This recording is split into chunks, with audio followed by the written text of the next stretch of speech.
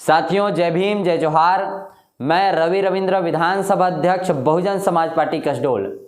साथियों, आज से 17 दिन बाद छत्तीसगढ़ में विधानसभा चुनाव के लिए वोटिंग होना है और विधानसभा चुनाव 5 साल के अंतराल में होता है और ये चुनाव सिर्फ एक विधायक बनाने का या एक प्रतिनिधि बनाने का बस चुनाव नहीं है, बल्कि ये चुनाव जिसे हमने पिछले 5 साल में जिसे हमने वोट किया और जिस सरकार को हमने यहाँ मौका दिया उसके हिसाब किताब का चुनाव है। 2018 में विधानसभा के चुनाव छत्तीसगढ़ में हुए और छत्तीसगढ़ की जनता ने और कसडोल की जनता ने कांग्रेस की सरकार चुनी, कांग्रेस के विधायक चुने और कांग्रेस की सरकार जब सत्ता में आई तब सत्ता में आने से पहले उन्हें तरह तरह के वादे किए, 36 घोषणाएं की, जिसमें शराबबंदी था, युवाओं को रोजगार था, फूड पार्क था, ऐसे तमाम तरह की उनकी योजनाएं थे। चिट फंड कंपनियों से पैसा का मामला था, नियमितीकरण का मामला था, आवास योजना का मामला था, ऐसे तमाम तरह के 36 योजनाएं उन्होंने की और 36 योजनाओं को उन्होंने किसी भी तरह से पूरा करने का काम नहीं किया। क्या हम इस झूठ को भूल जाए कि सरकार ने कहा था, लिखित रूप में कहा था, अपने घोषणा पत्र में कहा था कि हम शराबबंदी करेंगे, बल्कि इन्होंने शराब में घोटाला कर दिया।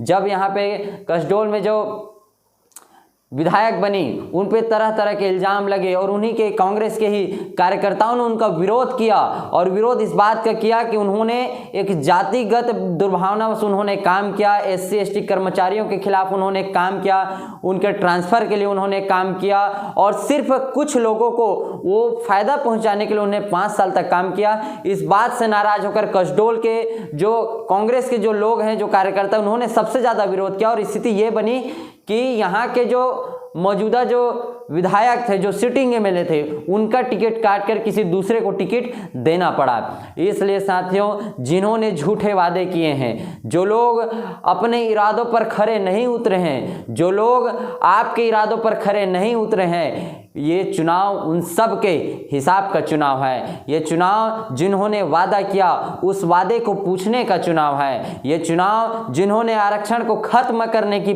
पहल की और जिन लोगों ने षड्यंत्र पूर्वक आरक्षण को खत्म करने का षड्यंत्र किया, ये चुनाव उनके षड्यंत्र का पर्दाफाश करने का और जवाब देने का चुनाव है। ये चुनाव नियमितीकरण, जो कर्मचारी उनके नियमितीकरण जिनका नहीं किया गया, ये चुनाव उन सब के हिसाब किताब का चुनाव है। ये चुनाव जातिगत दुर्भावना झेलने वाले लोगों के आंसू के कीमतों का चुनाव है। इसलिए अपनी वोट की कीमत को समझिए और कांग्रेस और भाजपा को आपने 76 साल तक इस देश में आपने मौका दिया है। छत्तीसगढ़ में भी कांग्रेस की सरकार ने जब छत्तीसगढ़ बना उस वक्त और आज 5 साल तक उन्होंने काम किया, लेकिन किसी भी तरह का विकास कार्य उन्होंने नहीं किया। न ही उन्होंने आर्थिक विकास के लिए किसी तरह से उन्होंने, न तो उनके पास कोई प्लानिंग था और न ही कोई मिशन था, न ही कोई विजन था। इसलिए साथियों, ऐसी जातिगत दुर्भावना से सोच रखने वाली, किसी एक संप्रदाय के लिए काम करने वाली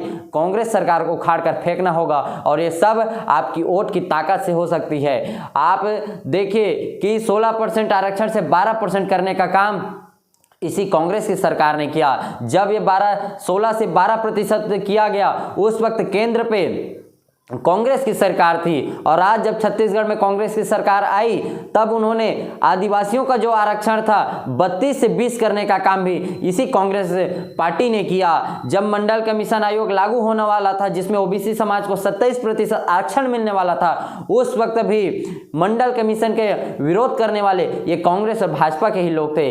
इसलिए आप सबसे यही उम्मीद है कि आप सब ऐसे जो हमारे जन विरोधी जो पार्टियां हैं, जो आरक्षण विरोधी पार्टियां हैं, जो संविधान विरोधी पार्टियां हैं, इन सबको सबक सिखाकर आप समता, स्वतंत्र, बंधुत्व, संतों, गुरुओं, महापुरुषों की विचारधारा पे चलने वाली पार्टी बहुजन समाज पार्टी को समर्थन देंगे और बहुजन समाज पार्टी के हाथी निशान को आप चुनाव देकर, चुनाव चिन्ह पर आप बटन दबाकर भारी मतों से विजयी बनाएंगे। यही उम्मीद, यही आशा के साथ आप सबसे विदा लेता हूं। जय भीम, जय जोहार।